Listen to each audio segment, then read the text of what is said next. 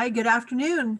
My name is Inga Houston. I'm President CEO of the Dublin Chamber of Commerce, and we're here today to talk trash.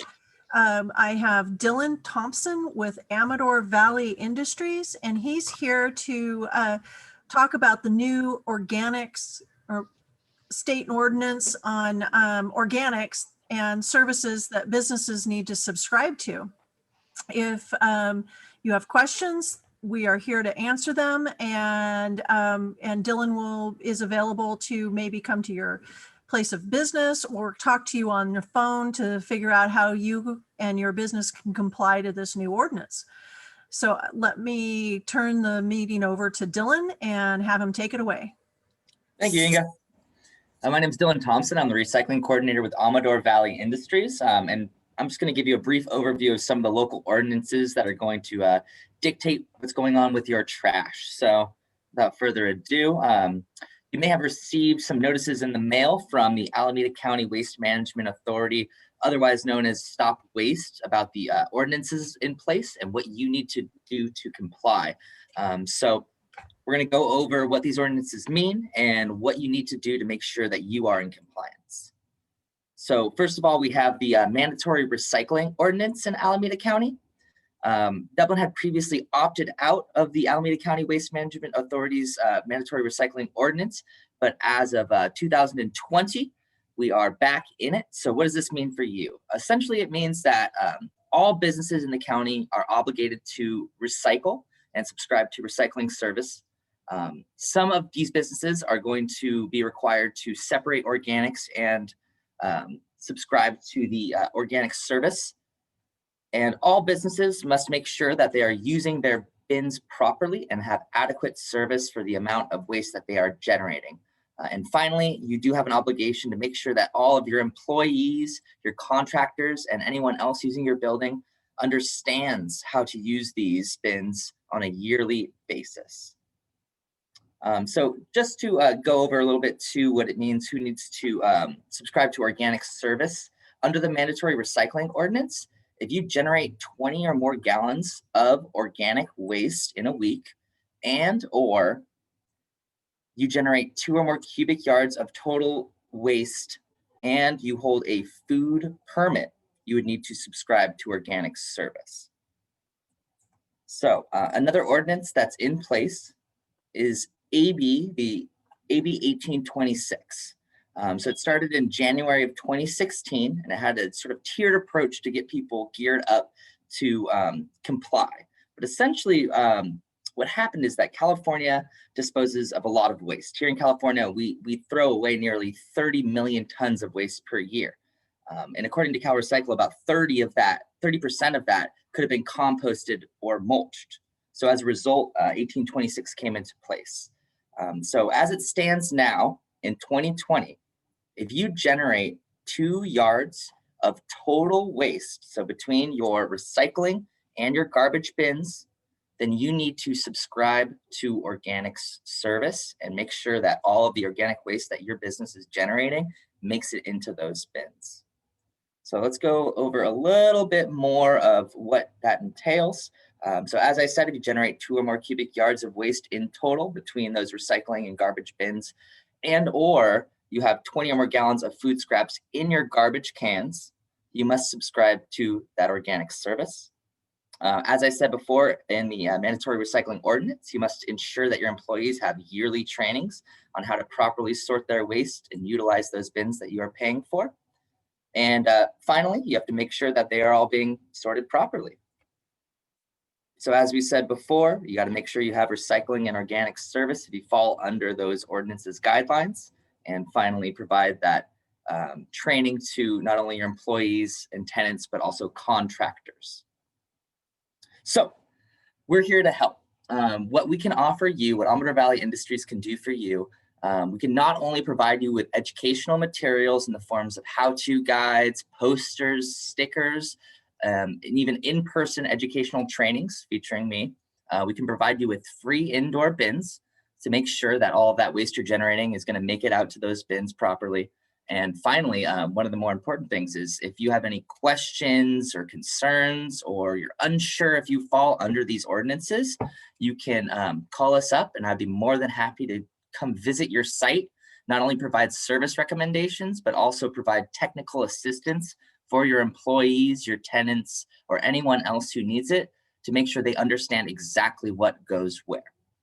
The county is also here to help. There's lots of resources on the recycling rules websites, not only how-to videos on how to make sure you're sorting your waste out properly, guidelines on stickers and things like that, but there's also a very handy grant program that could provide you with up to $500 for indoor food scrap recycling bins. If you have any questions or need help on that, I'd be more than happy to aid you in that.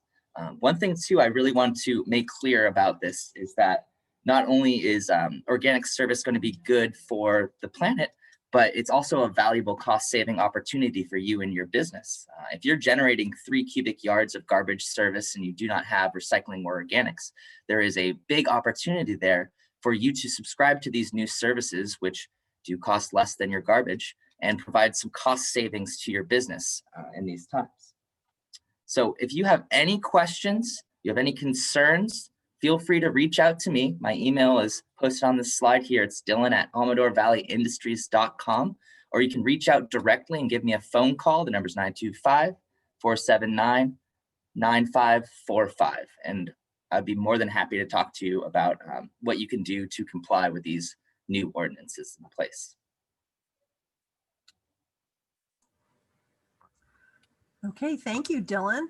I'm not sure, let's see who has arrived. Do we have any questions? I heard who, East Bay Association of Enrolled Agents. Is Patty there? Yes, I'm trying to change my name. I was in another meeting before this. I have to rename myself. That's okay. Did you have any questions? I kind of do. I wanted to find out, and you may have mentioned this before I got on, about large office buildings. How does that work? You know, where we have a janitor that comes in and takes care of all, you know, empties our trash. Are we going to have to do that within the office itself and then they sort it, or how? I mean, I don't mind doing it myself, but are we going to have these bins in the office? I have no clue. Yeah, so can I ask a clarifying question really quick? Is this a sort of multi-tenant commercial property that you're talking about? Yes.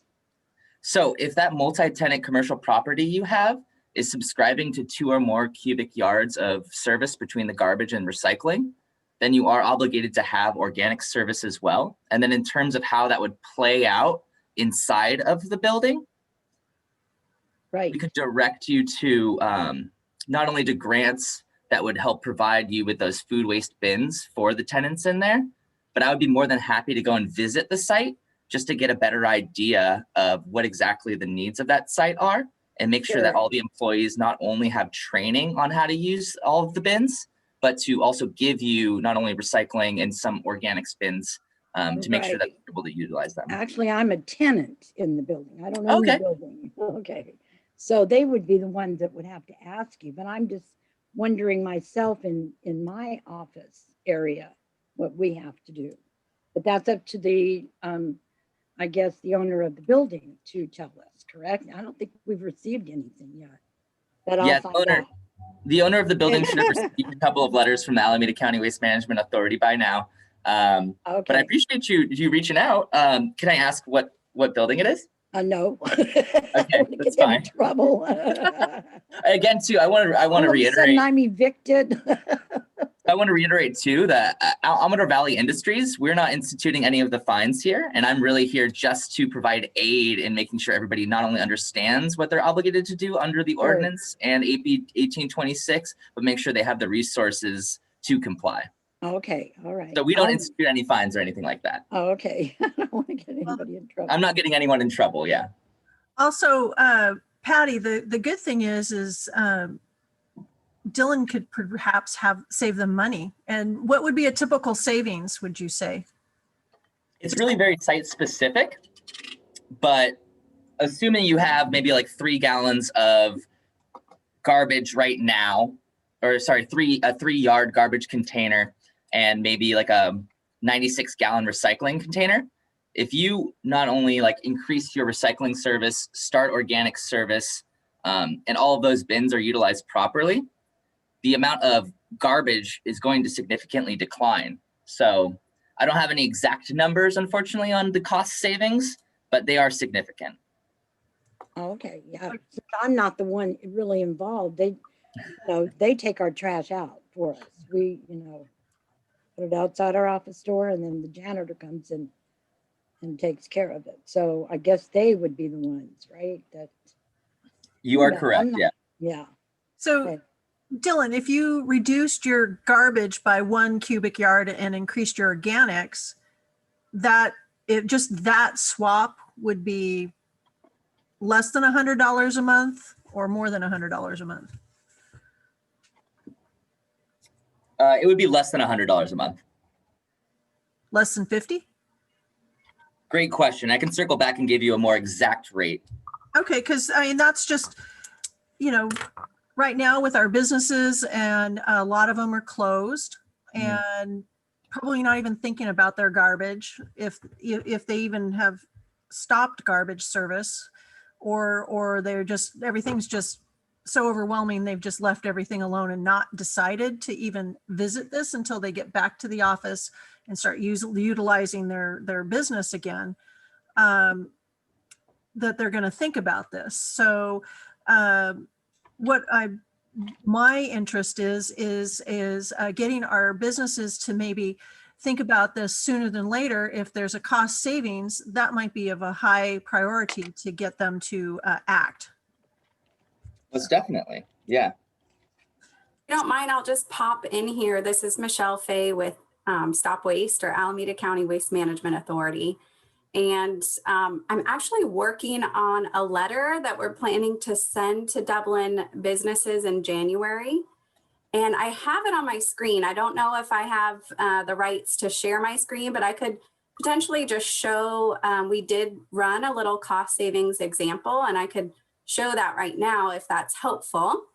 You'll just have to bear with me and know that this is a draft letter, but since we're talking about this issue, I think that it's fine to just share this simple cost savings example.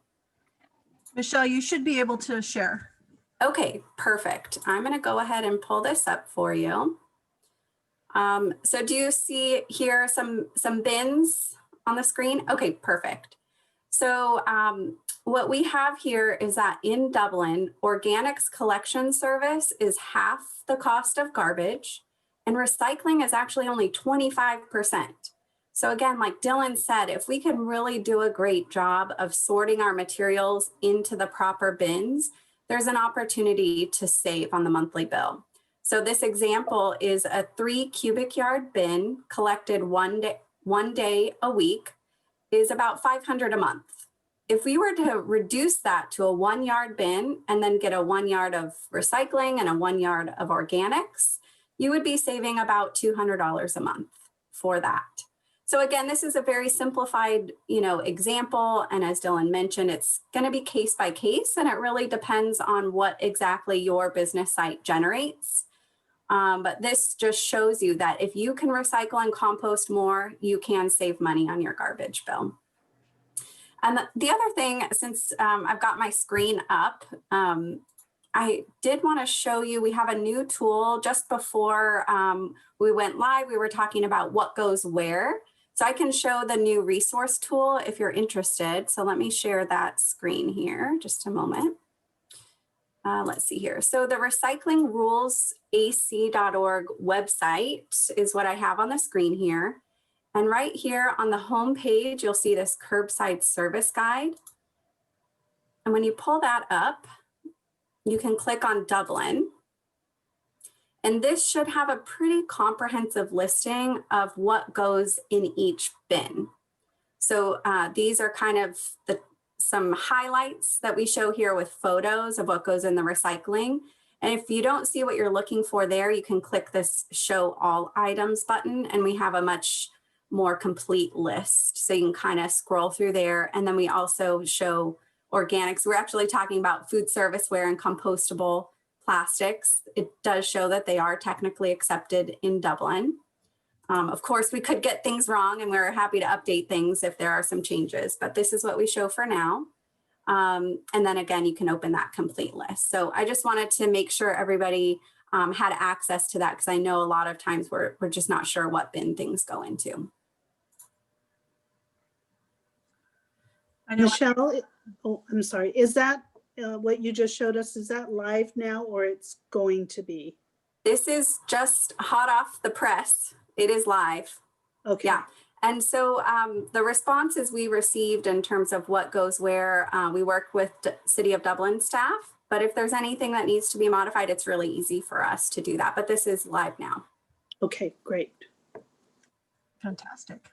So maybe we can come up with a e-blast to the membership with a link to that page that will help, and a copy of this recording. Perfect. Okay. Then do we have any other questions or comments or information we want to push out to the chamber members to get them to subscribe to organic service? When do the warning letters go out? I can help with that.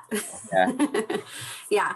So the rules went into effect January 1 of 2020, and enforcement was scheduled to begin July of this year, but we put it on hold just because of the shelter in place and knowing that, you know, things have been tough for businesses right now.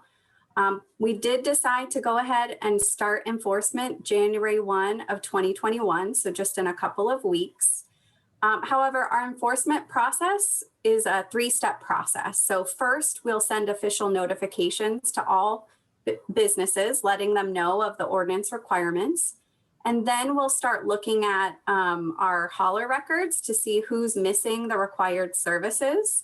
Or if it is safe to send our inspector out, we will start on-site inspections again at some point. We're just not sure when. So basically, we need to get through all those first letters before a warning letter would go out. And then warning letters will be based on violations that we observe either by looking at the hauler record, AVI's records, or by going on site. And then after we have the warning letters go out, a few months later, we would check back in to see if those violations were corrected. And then at that time, we would begin sending citations and fines. So this is about a 6-month process. Yeah, I would say so. I have a question, if I may, for Michelle. Yes. Michelle, hi, you Patty. mentioned, hi there, this is Patty Pringle. You mentioned that a notice will go out to all businesses, not business owners of the building, right? Yeah, great clarification. So essentially, the way our ordinance works is we have jurisdiction over the property owners and the property management. So we do not enforce against individual business tenants. Okay. Now, if we sent a citation or a fine to a multi-tenant property owner that maybe has 10 businesses at their site, and that property owner said, hey, it's just this one business that's causing all the trouble, then they could potentially pass that fine on to that one business. But that would be, and we could kind of work together to figure out Right. that. But essentially, it's the property owner that is required to comply. Thank you. And Michelle, what is the fine structure? Do we know? Yeah. Mm-hmm. So essentially, the fines are $100 for putting the materials in the wrong bin, or $150 for not signing up for the required recycling and or organics service. So, and those could be added up together. So you could sort of get a few $100s at a time, depending on what the violations are. And then we do reinspect our non-compliant accounts after a couple or a few months. And if we find another violation, we would then double those fines. They can potentially, we don't typically get out to accounts that frequently, but potentially we could triple it within a calendar year, or I'm sorry, within a year from the first violation. So those fines could triple. We don't see that quite as often. After a year, they reset. But the good news is as we showed with the AVI rates, there really is an incentive to recycle and compost, and that's not available in all jurisdictions. So businesses are really set up well to be, see financial benefit for setting up those services. Right, just monthly on their service. Yes, absolutely. Which if they don't get the $500 grant to get trash cans and whatnot for their tenants or their property, just a month's worth of savings could cover those costs as well. Absolutely. Yep. Yeah, the key is really coupling that with trainings to make sure that folks are sorting properly. Okay, and so talking about trainings, how do we do that? Do you guys provide that, or do you provide that to somebody who then provides it to the tenants? How do you do that? Yeah, I can answer this one. So any Dublin businesses or multifamily dwellings that need trainings, I'm more than happy to do either in-person or virtual trainings for anybody.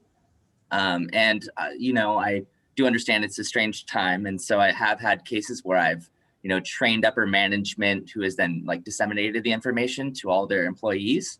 And so I'm willing to work with whatever we got. So if you need help, please reach out. Better safe than sorry? Never hurts. Or prevent defenses would be a good way to approach this one. Okay, is there anything We do else? also have a video if folks wanted to just kind of take it on their own. We have a couple videos that will help businesses set up their indoor bins. And there's a separate video specifically training folks on proper sorting. So those are also available on the Recycling Rules website. And maybe we can send out links to those. Okay, and what's that website again? It's recyclingrulesAC.org. And the quick link to get to those videos would just be to put /resources. So recyclingrulesAC.org/resources. And right at the top of that page, you'll find the videos. Okay. Now we're going into Christmas next week and then New Year's the week after. And, but our businesses really need to look at this before the first of the year. Yeah, and like we said, we do have a phased approach to the enforcement, but the rules have been in effect since January. So now is a great time to really start getting bins in place if you don't already have them.